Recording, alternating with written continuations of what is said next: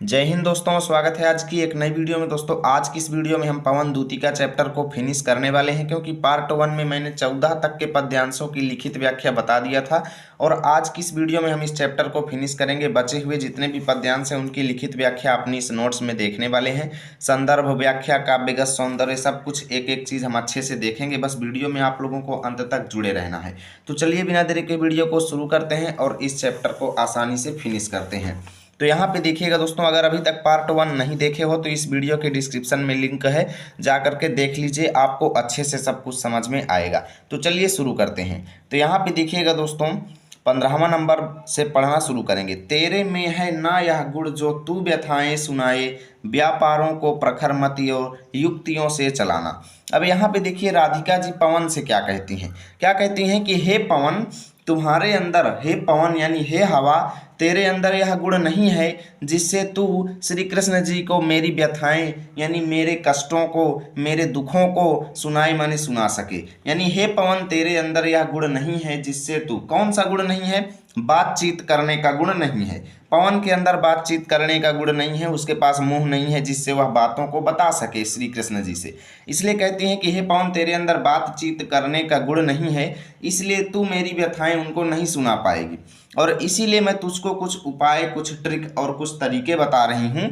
इन व्यापारों को यानी इन तरीकों को, व्यापारों को माने इन तरीकों को, प्रखर प्रखर मति, मति माने बुद्धि, प्रखर माने तीव्र यानी तीव्र बुद्धि, अव माने और, युक्तियों माने जुगाड़ू तरीके से चलाना। यानी जो युक्तियां और जो उपाय मैं आपको बता रही हूँ, व्यापारों का मतलब आप लोग उपाय लिखेंगे, विधियां भी लिख सकते हैं।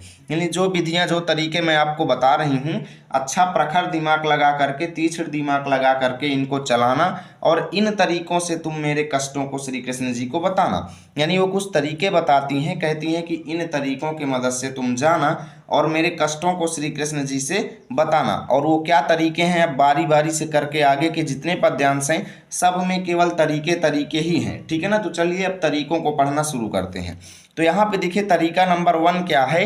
राधिका जी कहती हैं कि अगर श्री कृष्ण जी बैठे हों, बैठे जो हों, यानी यदि बैठे हों निज माने अपने सदन में माने घर में, यानी अगर श्री कृष्ण जी अपने घर में बैठे हुए, मेघ सी माने बादलों के समान कांति वाले यानी चमक वाले, यानी बादलों के समान शरीर वाले, बादलों के समान जिनका बनावट है, बादलों के जैसे जो दिखते हैं, बादलों की समान चमक वाले श्री कृष्ण अगर अपने घर में बैठे हुए हों तो तुम करना क्या, हे पवन, तो चित्रों को इस भवन के, तो उस घर के चित्रों को, हे हवा, तुम उस घर के चित्रों को बड़े ही ध्यान से देखना।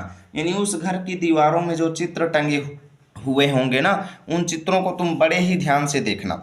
और उन चित्रों में अगर कोई तुमको विरह विधुरा का चित्र मिले चित्र कोई विरह विधुरा, विरह माने वियोग की, विरह विधुरा माने वियोग से पीड़ित स्त्री का, विरह विधुरा माने वियोग से पीड़ित स्त्री का, यानी उन चित्रों में अगर कोई वियोग से पीड़ित स्त्री का चित्र मिले ना, तो क्या करना है, तो जाके निकट उसको, तो उस चित्र के पास जाना है तुमको और भाव से यानी प्रेम पूर्वक उसको हिलाना है।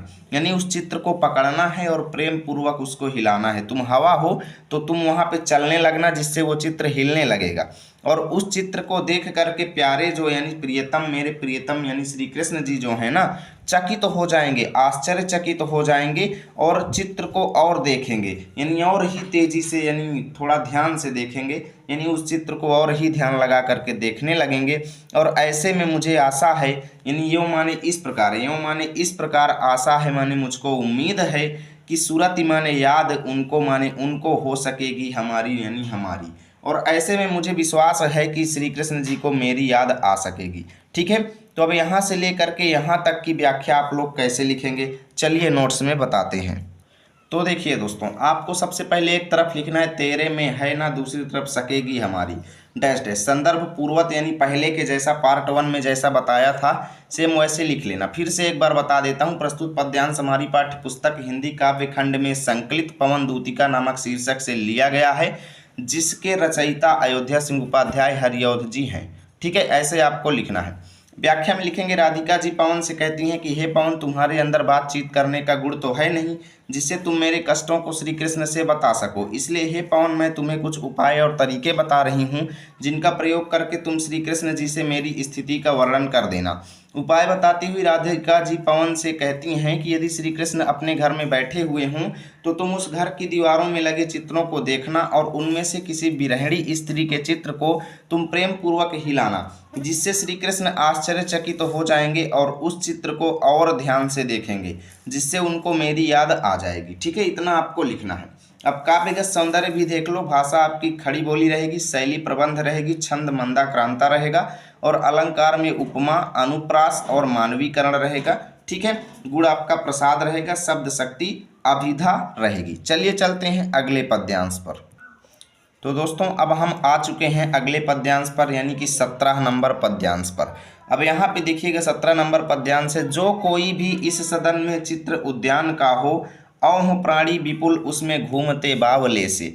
अब यहाँ पे राधिका जी दूसरा तरीका हवा को बताती हैं, कहती हैं कि हे पवन, उन चित्रों में से, उन घर के चित्रों में, इस सदन में मानी इस घर के चित्रों में कोई अगर उद्यान का चित्र हो, जो कोई भी, यानी उस घर के सभी चित्रों में अगर कोई ऐसा चित्र हो जो बगीचे का हो, उद्यान माने बगीचा, यानी उन सभी चित्रों में अगर किसी बगीचे का चित्र हो और उस चित्र में औ माने और हों, प्राणी माने जीव जंतु यानी पक्षी, विपुल माने यहाँ वहाँ, विपुल माने यहाँ वहाँ, उसमें माने उसमें घूमते, बावले से माने व्याकुल के समान, पागल के समान, यानी अगर कोई बगीचे का चित्र हो जिसमें प्राणी यहाँ वहाँ तुमको घूमते से दिखाई देते हों, बावले से यानी पागल से, व्याकुल से दिखाई देते हों, उसमें व्याकुल से प्राणी यहाँ वहाँ घूमते तुमको दिखाई दें, तो तुमको करना क्या है, जाके सन्निकट, जाके माने जाना है, सन्निकट माने पास, उसके माने उसके, किसके, उस चित्र के पास जाना।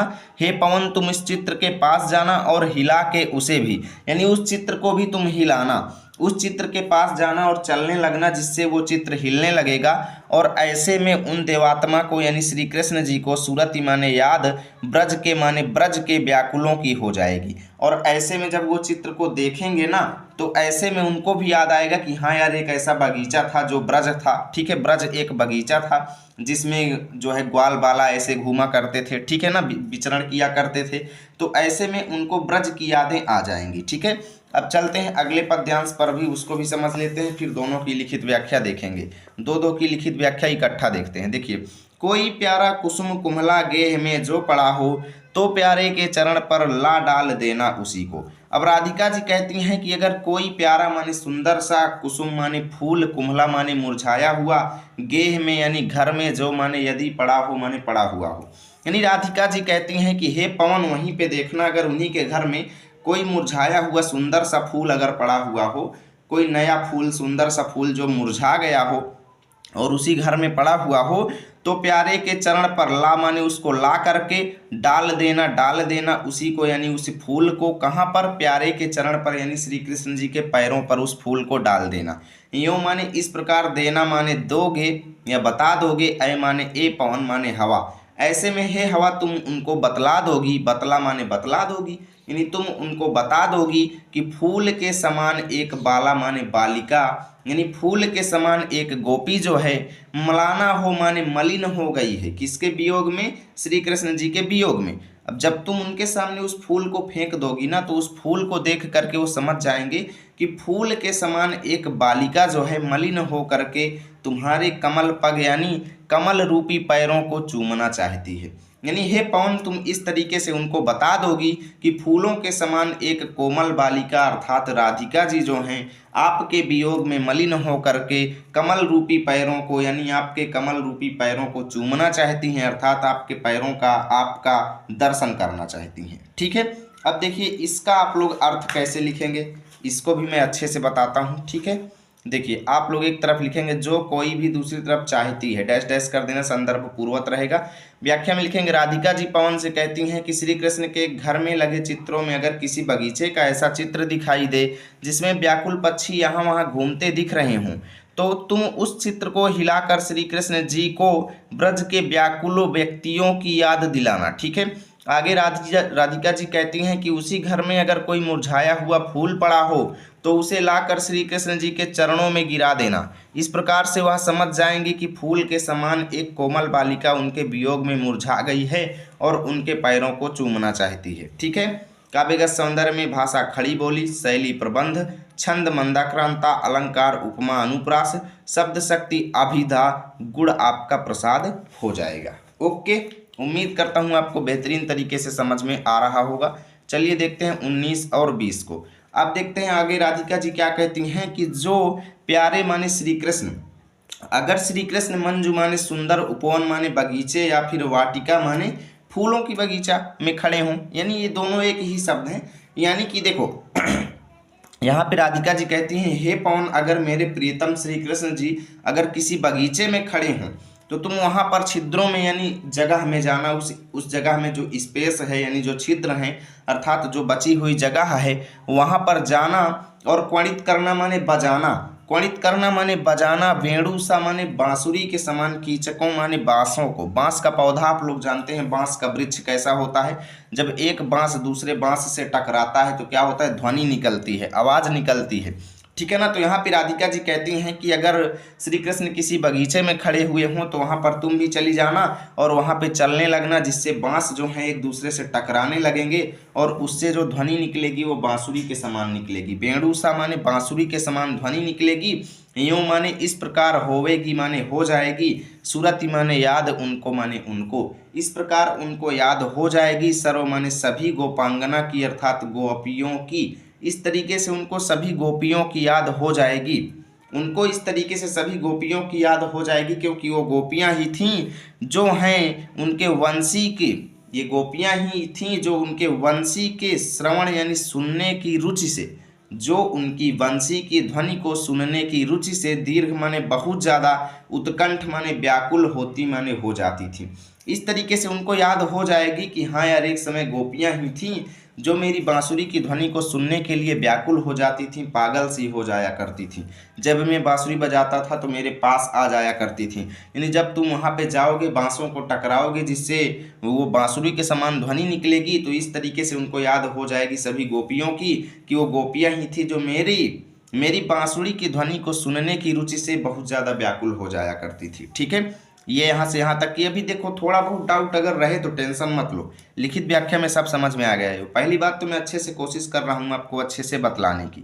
देखो अब यहाँ पे राधिका जी क्या कहती हैं कि फूले माने खिले हुए, फूले माने खिले हुए, कमल दल माने, कमल दल का मतलब ये हुआ कि कमल की पंखुड़ी को, कमल दल माने कमल का पत्ता यानी कमल की पंखुड़ी। अब राधिका जी हवा को कहती हैं, हे हवा, तुम खिले हुए किसी कमल की पंखुड़ी को लाना, ला के माने ला करके, श्याम के यानी श्री कृष्ण के सामने ही उसको थोड़ा थोड़ा माने हल्के हल्के से, विपुल माने थोड़े से जल में, ठीक है ना, विपुल माने थोड़े से जल में, व्यग्र माने उदास होकर के या कह लो व्याकुल होकर के डुबोना। यानी तुम एक कमल की पंखुड़ी को तोड़ लाना और श्री कृष्ण को देखना कि जो वहाँ पर खड़े हुए हैं तो उसी के सामने ढूंढना कहीं पे पानी भरा हुआ हो ना, तो उसी पानी में तुम व्याकुल हो करके डुबोना। तो जब श्री कृष्ण उस दृश्य को देखेंगे ना तो हे पवन तुम इस तरीके से देना माने दोगी, भगिनी माने बहन, जतला माने बतला, यानी हे हवा तुम, हे हवा बहन, हे हवा बहन, भगनी का अर्थ होता है बहन, यानी हे बहन हवा, इस तरीके से हे बहिनी हवा, हे बहिनी हवा तुम इस तरीके से बताए देबा कि एक माने एक, अम्भोज नेत्रा, अम्भोज नेत्रा क्या होता है, कमल के समान नयन वाला, और कमल के समान नयन वाला किसको कहा गया है, राधिका जी को, ठीक है ना, कमल के समान नयन वाली यानी राधिका जी को, यानी हे हवा, हे बहिनी हवा, इस तरीके से तुम उनको बतला दोगी कि कमल के समान नेत्रों वाली राधिका जी जो हैं अपने आँखों को आपके विरह विधुरा माने विरह वियोग से, यानी आपके वियोग से, विरह विधुरा माने आपके वियोग से व्याकुल हो करके अपने आँखों को वारी में यानी पानी में बोरती हैं माने डुबोती हैं। यानी हे हवा बहिनी तुम इस तरीके से उनको बतला दोगी कि एक कमल के समान नेत्रों वाली राधिका जी जो हैं आपके वियोग की वजह से अपने आँखों को पानी में डुबोती हैं, अर्थात तो इतना ज़्यादा रोती हैं कि उनकी आंखें हमेशा पानी में ही डूबी रहती हैं, यानी उनकी आंखों में हमेशा पानी ही भरा रहता है। ठीक है, अब आंखों को पानी में डुबोने से मतलब ये है कि आंखों से निरंतर आंसू बहते रहते हैं, आपके वियोग से व्याकुल होकर के वो इतना ज़्यादा रोती हैं। ठीक है, अब यहाँ से लेकर के यहाँ तक की व्याख्या कैसे लिखेंगे चलिए देखते हैं। तो आप लोगों को सबसे पहले एक तरफ लिखना है जो प्यारे मंजू, दूसरी तरफ बोरती है। डैश डैश संदर्भ वगैरह सेम टू सेम व्याख्या में लिखेंगे। राधिका जी तरीका बताते हुए पवन से कहती हैं कि यदि श्री कृष्ण जी किसी बगीचे में खड़े हों तो तुम उस बगीचे में जाकर बांसों को बांसुरी की तरह बजाना, जिससे उनको सभी गोपियों की याद आ जाएगी और वह समझ जाएंगे कि एक समय गोपियां भी उनके बांसुरी की ध्वनि सुनने के लिए व्याकुल हो जाया करती थी। आगे राधिका जी कहती हैं कि कमल की पंखुड़ी को तोड़ लाना और श्री कृष्ण के सामने उसको व्याकुल होकर पानी में डुबोना, जिससे उनको याद आ जाएगी कि कमल के समान नेत्रों वाली राधा प्रतिदिन अपने नेत्रों को आंसू में डुबो देती है, अर्थात उनके वियोग में रोती है। ठीक है। काव्यगत सौंदर्य देख लो। भाषा खड़ी बोली, शैली प्रबंध, छंद मंदाक्रांता, अलंकार उपमा अनुप्रास पुनरुक्ति प्रकाश, गुण आपका प्रसाद और शब्द शक्ति अभिधा।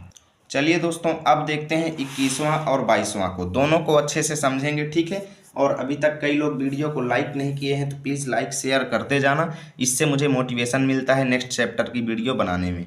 देखिए, धीरे लाना वहन करके नीप का पुष्प कोई, औ प्यारे के चपल दृग के सामने डाल देना। अब यहाँ पे राधिका जी पवन से कहते, देखिए सभी तरीके बता रही हैं, विधियां बता रही हैं, उपाय बता रही हैं कि किस तरीके से तुम श्री कृष्ण जी को मेरा दुख बता सकती हो। कहती हैं कि हे पवन तुम देखना, नीप का माने कदम्ब का, कदम्ब तो आप लोग जानते ही होंगे। ठीक है। कदम्ब एक फल होता है, तो उसी का फूल आप लोग देखते हैं कि कदम्ब का फूल दिखने में कितना अच्छा लगता है, यानी सुबह के टाइम में वो एकदम रोमांचित दिखता है और शाम के टाइम में एकदम मुरझा जाता है ना, जब गिर जाता है तो मुरझा जाता है। तो यहाँ पे राधिका जी कहती हैं कि हे पवन धीरे धीरे लाना माने ले करके आना, वहन कर माने उड़ा करके, यानी धीरे धीरे उड़ा करके लाना कदम्ब का कोई फूल, तुम वहां पर कोई कदम्ब का फूल उड़ा करके लाना, और प्यारे के यानी श्री कृष्ण के चपल माने चंचल, दृग माने नेत्रों के सामने डाल देना, यानी श्री कृष्ण के चंचल यानी होशियार यानी समझदार नेत्रों के सामने तुम उनको डाल देना। किसको?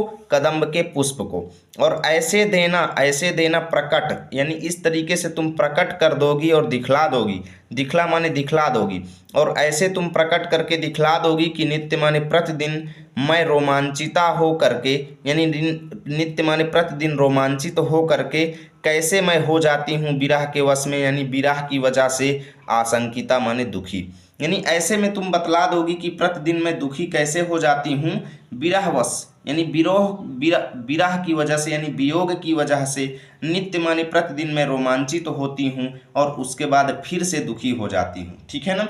यानी हे पवन, एक बार इसको फिर से समझना, हे पवन जब तुम उस कदम्ब के पुष्प को उनके नेत्रों के सामने डाल दोगी तो ऐसे में तुम प्रकट करके दिखला दोगी, ऐसे में तुम प्रकट करके दिखला दोगी कि प्रतिदिन मैं रोमांचित हो करके विरह की वजह से कैसे दुखी हो जाती हूँ। ठीक है।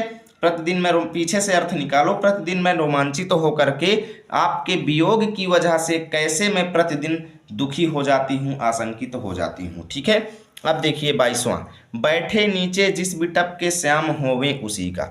अब दूसरा तरीका बताते हुए राधिका जी कहती हैं पवन से कि हे पवन जो श्याम, जो श्री कृष्ण जो हैं जिस बिटप माने वृक्ष के नीचे बैठे हुए हों, यानी जिस वृक्ष के नीचे बैठे हुए हों तो उसी वृक्ष का तुम कोई पत्ता लाना, उसी वृक्ष का कोई पत्ता उनके नेत्रों के निकट यानी उनके नेत्रों के पास लेकर के हिलाना, यानी उसी वृक्ष का तुम कोई पत्ता तोड़ लाना और उनके नेत्रों के पास ला करके उसको हिलाना।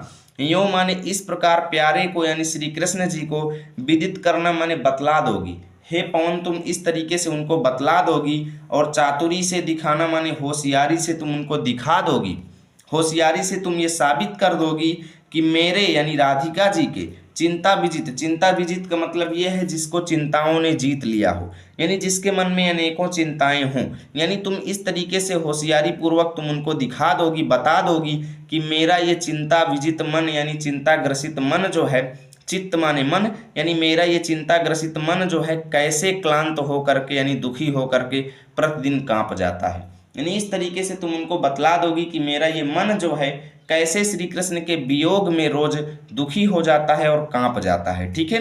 तो अब यहाँ से यहाँ तक की व्याख्या कैसे लिखेंगे, चलो इसको भी देख लेते हैं और अच्छे से आपको एक एक चीज समझाते हैं। आपको एक तरफ लिखना है धीरे लाना वाहन, दूसरी तरफ कांप जाना। ठीक है। देखिए संदर्भ वगैरह सेम टू सेम व्याख्या में लिखेंगे। राधा पवन से कहती हैं कि हे पवन तुम धीरे धीरे किसी कदम्ब के फूल को ले आना और श्री कृष्ण के चंचल नेत्रों के सामने डाल देना। ऐसे में हे पवन तुम उन्हें बतला दोगी कि कैसे मैं प्रतिदिन रोमांचित होकर विरह के प्रभाव से मुरझा जाती हूँ राधा जी कहती हैं कि श्री कृष्ण जिस पेड़ के नीचे बैठे हों उसी वृक्ष का कोई पत्ता तोड़कर उनके नेत्रों के सामने हिलाना। इस प्रकार हे पवन तुम उन्हें बतला दोगी कि मेरा चिंताग्रस्त मन जो है उनके वियोग में कैसे कांपता है। ठीक है। काव्यगत सौंदर्य देख लो, भाषा खड़ी बोली, छंद मंदाक्रांता, शैली प्रबंध, गुण प्रसाद, अलंकार उपमा, अंत्यानुप्रास और शब्द शक्ति अभिधा। ठीक है। चलो आगे आगे देखते हैं दोस्तों। ठीक है, 22 तक हो गया है। 23वां और 24वां को देखते हैं। चलो देखते हैं यहाँ पे 23 वाला। सूखी जाति मलिन लतिका जो धरा में पड़ी हो, तो पाँव के निकट उसको श्याम के ला गिराना। अब आगे राधा जी पवन को अन्य तरीका बताते हुए कहती हैं कि हे पवन, सूखी जाति माने सूखी जा रही हो, सूखी जाति माने सूखी जा रही हो, मुरझाई जा रही हो, यानी जो मुरझाती जा रही हो, सूखी जा रही हो, ऐसी मलिन माने मुरझाई हुई, लतिका माने लता, जो धरा में माने पृथ्वी में पड़ी हुई हो। कहती हैं कि हे पवन, हे हवा, तुम गली में देखना, पृथ्वी में देखना, धरती में देखना, कोई ऐसा लता जो तुमको दिखाई दो जो मुरझाया हुआ हो, तो उसको तुम लाना पाँवों के निकट, उसको माने उसको श्याम के ला गिराना, यानी उस लता को तुम उठा लाना और श्री कृष्ण के पाँव के नीचे यानी श्री कृष्ण के पैरों के पास उसको तुम ला करके गिरा देना। ऐसी लता जो सूखी जा रही हो और मुरझाई हुई दिख रही हो और पृथ्वी में पड़ी हुई हो, तो उसको तुम उठा लाना। लता तो आप लोग जानते ही होंगे, यानी उसको उठा लाना और श्री कृष्ण के पाँव के पास उसको गिरा देना। अरे यूँ माने इस प्रकार सीधे से माने तुम सीधी सी बात प्रकट कर दोगी, यानी हे राधा, यानी कहती हैं राधा जी कहती हैं कि हे पवन, इस तरीके से तुम दिखा दोगी, यानी प्रत्यक्ष प्रमाण प्रस्तुत कर दोगी कि श्री कृष्ण जी आपके प्रेम से वंचित होकर के, यानी हे पवन तुम इस तरीके से उनको बता दोगी कि श्री कृष्ण के प्रेम से वंचित होकर के मेरा होना यानी राधिका जी का अत्यधिक मलिन होते जाना और सूखते माने सूखते जाना, नित्य माने प्रतिदिन, यानी कि हे पवन तुम इस तरीके से उनको बता दोगी कि श्री कृष्ण के प्रेम से वंचित होकर के मैं प्रतिदिन कैसे अत्यधिक मलिन होती जा रही हूँ और प्रतिदिन कैसे सूखती जा रही हूँ। यानी जब तुम उस मलिन लतिका को उनके सामने, मलिन मुरझाई हुई लता को उनके सामने फेंक दोगी, तो इस तरीके से तुम प्रकट कर दोगी कि राधिका जी जो हैं, हे कृष्ण जी, राधिका जी आपके वियोग में कैसे प्रतिदिन अत्यधिक मुरझा जाती हैं और डे बाई डे सूखती जा रही हैं। ठीक है ना। अब देखते हैं यहाँ पे 24वां। कोई पत्ता नवल तरु का पीत जो हो रहा हो। आगे राधिका जी कहती हैं कि हे हवा, वो तरीका भी काम न करे तो दूसरा तरीका देखो।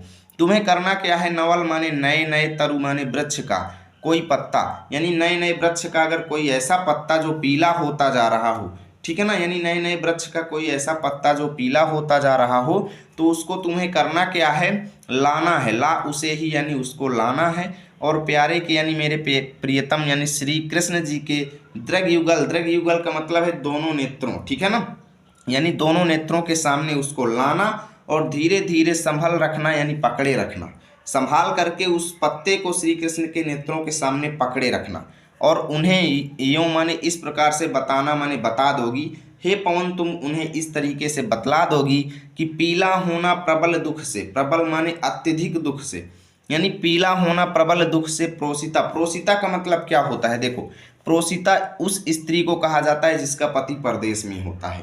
प्रोसिता उस स्त्री को कहा जाता है जिसका पति परदेश में होता है, यानी विरहिणी स्त्री। यानी कहती हैं कि जब तुम उनके सामने वो पत्ता जो है ना उनके नेत्रों के सामने ला करके पकड़े रहोगी, तो इस तरीके से तुम उन्हें बता दोगी कि मैं कैसे प्रतिदिन श्री कृष्ण के वियोग के प्रबल दुख से, कैसे श्री कृष्ण के वियोग के प्रबल दुख से एक प्रोसिता यानी विरहिणी स्त्री की तरह मैं कैसे प्रतिदिन पीली होती जा रही हूँ।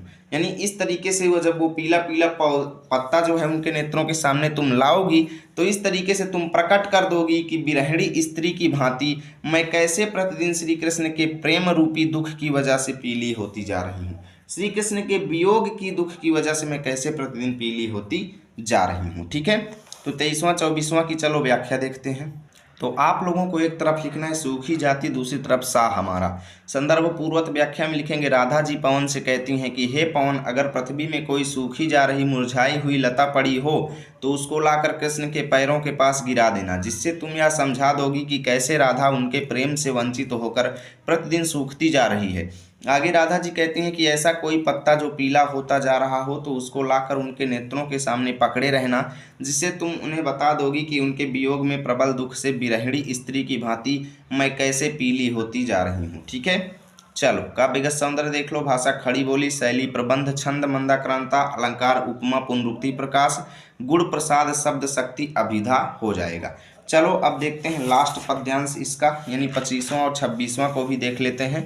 भाई वीडियो को लाइक शेयर भी आप लोग करते जाइएगा समय से। देखिए, यों प्यारे को विदित करके सर्व मेरी व्यथाएं, यानी यों माने इस प्रकार, यों माने इस प्रकार हे पवन तुम प्यारे को यानी श्री कृष्ण को विदित करके यानी समझा करके, विदित करके यानी समझा करके, बता करके, कह करके, सर्व माने सभी, मेरी माने मेरी व्यथाएं माने कष्टों को, यानी हे पवन तुम इस तरीके से श्री कृष्ण जी को मेरे सारे कष्टों को बता देना। ठीक है, और कष्टों को बताने के बाद धीरे धीरे तुम करना क्या कि वहन कर लेना, यानी उड़ा लेना उनके पाँव की धूलि को, यानी उनके पैरों की धूल को तुम उड़ा करके मेरे पास लाना। इसके बाद करना क्या कि उनके पैरों की धूल को तुम उड़ा करके मेरे पास, अगर थोड़ी सी भी चरण रज यानी पैरों की धूल, थोड़ी सी भी अगर उनके चरणों की धूल यानी पैरों की धूल ला करके न देगी हमें तू, यानी अगर उनके पैरों की धूल अगर थोड़ी सी भी तू हमको ला करके नहीं दोगी तो हाय, हा माने हाय, कैसे तो व्यथित, व्यथित माने दुखी, चित्त माने मन को, बोध माने संतोष मैं दे सकूंगी। यानी अगर तुम उनके पैरों की थोड़ी सी धूल मुझे ला करके नहीं दोगी तो मैं अपने इस दुखी मन को कैसे संतोष दे सकूंगी, यानी मैं अपने इस दुखी मन को कैसे समझा सकूंगी कि तेरा मिलन श्री कृष्ण जी से हो चुका है। यानी अगर तुम धूल लेकर के आओगी तो उसको मैं अपने शरीर में लगा लूंगी, जिससे मेरा उनसे मिलन हो जाएगा। परंतु अगर तुम थोड़ी सी भी उनके चरणों की धूल ला करके हमें नहीं दोगी तो हाय दुख की बात है, मैं कैसे अपने इस दुखी मन को समझा सकूंगी, कैसे इसको संतोष दे सकूंगी। उसके बाद भी राधिका जी कहती हैं कि हे पवन पूरी होवे ना यदि तुझसे अन्य बातें हमारी, कहती हैं अगर आपसे तुम यानी हे पवन अगर तुमसे मेरा कोई भी काम पूरा ना हो, मैं जितने तरीके बताई हूँ अगर तुम कोई भी तरीके नहीं कर पाती हो, सब में असफल हो जाती हो, तो तू मेरी विनय इतनी मान ले, यानी मेरी इतनी रिक्वेस्ट मान लो, मेरी इतनी अनुरोध, मेरा ये तुम बात मान लो और चली जाओ। यानी मेरी एक बात को मान लो और चली जाओ। वो क्या बात है? देखो, वो बात ये है कि तुम्हें जाना है और छू के प्यारे यानी मेरे प्रियतम श्री कृष्ण के कमल पग यानी कमल रूपी पैरों को छू लेना। तुम जाओ यहाँ से और श्री कृष्ण के कमल रूपी पैरों को छू करके प्रेम के साथ तुम चली आओ। तुम कोई भी काम नहीं कर पाती हो तो एक काम करो, यहाँ से चली जाओ और श्री कृष्ण के प्रेम रूपी पैरों को छू कर यानी कमल रूपी पैरों को छू करके वहाँ से प्रेम पूर्वक चली आओ। इससे होगा क्या कि जब तुम उनके दर्शन करके आ जाओगी, उनके चरणों को स्पर्श करके आ जाओगी तो जी जाऊंगी यानी रह लूंगी, जीवित हो जाऊंगी मैं, यानी जिंदगी व्यतीत कर लूंगी हृदय तल में, माने अपने हृदय से तुझी को लगा करके, यानी हे हवा मैं अपने हृदय से तुमको ही लगा करके पूरी जिंदगी बिता लूंगी। यानी जब जैसे देखो होता क्या है कि जैसे a बराबर b के है और b बराबर c के है तो होगा क्या कि a बराबर c के हो जाएगा, यानी मैथमेटिक्स का इस्तेमाल करो। वैसे ही कि अगर हे हवा तुम जाओगी उनसे यानी मेरे प्रियतम श्री कृष्ण के पैरों को छू करके आ जाओगी, यानी तुम्हारा मिलन उनसे हो जाएगा, तो मैं अपने हृदय से तुमको लगा लूंगी, यानी मेरा मिलन तुमसे हुआ, इसका मतलब मेरा मिलन मेरे प्रियतम श्री कृष्ण जी से हुआ। ठीक है, चलो अब इसकी व्याख्या को कैसे लिखेंगे इसको भी समझ लेते हैं। ठीक है, यहाँ पे थोड़ा मैथमेटिक्स का इस्तेमाल करके समझाना पड़ा आप लोगों को। आप एक तरफ लिखना यों प्यारे को, दूसरी तरफ तुझी को लगा के डैश डैश करना। संदर्भ पूर्वक व्याख्या में लिखेंगे राधा पवन से कहती हैं कि हे पवन मेरे द्वारा बताए गए तरीकों से तुम उनको मेरा सारा दुख बता देना, और उसके बाद अगर तुम उनके पैरों की धूल लाकर मुझे नहीं दोगी तो मैं अपने इस दुखी मन को कैसे संतोष दे सकूंगी। इसके बाद राधा जी कहती हैं कि यदि तुमसे मेरा कोई काम नहीं हो पाता तो तुम मेरी एक बात मान लो और चली जाओ और उनके कमल रूपी चरणों का स्पर्श करके आ जाओ, जिससे मैं तुझको ही अपने हृदय से लगा लूंगी और अपनी जिंदगी व्यतीत कर लूंगी। ठीक है, काव्यगत सौंदर्य देख लो। भाषा खड़ी बोली, शैली प्रबंध, छंद मंदाक्रांता, अलंकार पुनरुक्ति प्रकाश, अनुप्रास मानवीकरण, गुण आपका प्रसाद और शब्द शक्ति अभिधा हो जाएगी। और यहाँ से दोस्तों आपका चैप्टर भी फिनिश हो जाएगा। देखिए अंतिम में आपसे एक बात है कि पूरी होवे ना यदि आपसे अन्य बातें हमारी, बातें तो हम बहुत कहते हैं कि वीडियो को शेयर करो, चैनल को सब्सक्राइब करो, यानी अगर आपसे हमारी एक भी बात ना पूरी हो तो एक बात करना दोस्तों, तो मेरी एक विनय मान लो कि एक लाइक करके चले जाओ, ठीक है ना। यानी आप मेरी एक बात मान लो कि एक लाइक वीडियो को दे करके चले जाओ, ठीक है। आप नहीं मिलेंगे तो क्या हुआ, उस लाइक को हम अपने दिल से लगा लेंगे और अगले चैप्टर की वीडियो बना देंगे, ठीक है। यदि वीडियो अच्छी लगी तो लाइक करो, दोस्तों के पास शेयर करो। मिलेंगे आप सभी के साथ अगली वीडियो में, तब तक के लिए जय हिंद जय भारत।